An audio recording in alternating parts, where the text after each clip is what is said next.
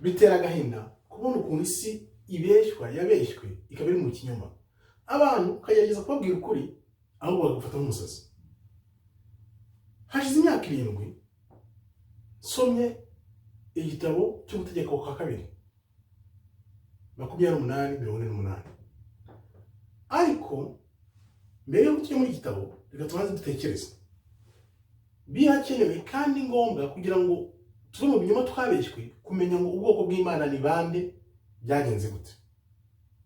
Cyo gihe rero nari gusoma igitabo cy'utegeko kwa kabiri somamo ngo wibuke ko Imana yabwiraga abantu bayo nimukore byiza nzababera Imana namwe muzaba abantu banjye, nimukore bibi nzabasenya, nzabohereza abantu babasenye bidasubirwaho.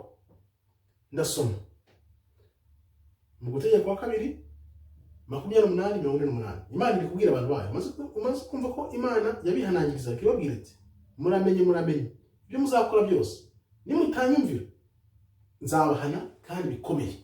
Bakoze ugushaka kwabo rero bagakora ugushaka ko Imana nibi byababayeho. Imana yarababwiye iti mu gutegeka kwa kabiri 28:48 muzakorera muzaba baretwa babanzi banyu Imana izaboherereza, bazabicisha inzara babicisha inyota, nta mwambaro bazabaha, mese nta n'ikintu kimwe muzabona kibavaho, muzabura byose. Ariko igikomeye ni iki? Bazabambika iminyururu ku majosi yanyu kugeza igihe bazabarimburira. Bazabambika iminyururu ku majosi yanyu kugera igihe bazabarimburira. Noneho nase nibaza nti Imana ko nabwiye ko Imana ikunda abantu bayo, igute Imana koko ya rimbura abantu bayo benda kakagera.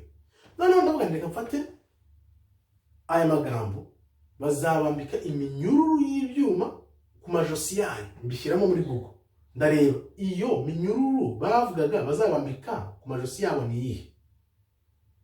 Mbishyizemo nahise mbona aya mafoto muri kubona, aya mafoto mubona niyo yahisaze.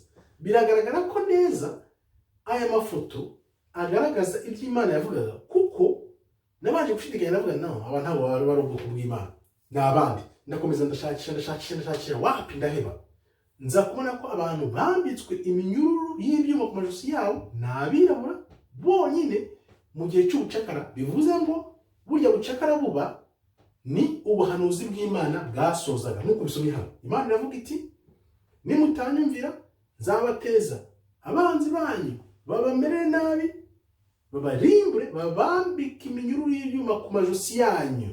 Nibyo byabaye. Aya mafoto arabyerekana 1 2 3 4 5 6 7. Aya mafoto byongeye kugira ngo upfe kuyabona ubwo muri uyu munsi bagiye bayavana kuko bazi ko abantu bose kubimenya. Byerekana neza ko ubwoko bw'Imana n'abirabura bidasubirwaho. Hari uburyo bwinshi bukoreshwa mu kwerekana abantu b'Imana bari bo.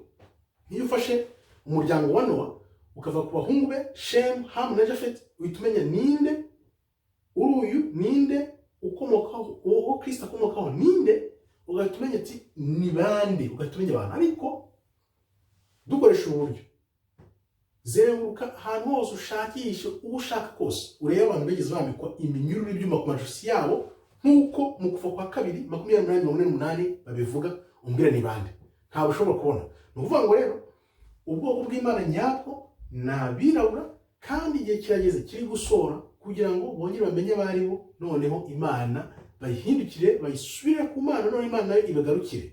Nuko bigiye kugenda nibwo bahanuzi izo ntambara ubona zirimo zihishe, nubwo batabyerekana bitari byagaragara neza, ariko hasigaye igihe gito bikajya hanze buri wese akabimenya, noneho ubundi ukareba ubuhanuzi burasoza. Murakoze rero, Imana ikomeze ibarinde. Shalom, shalom, shalom.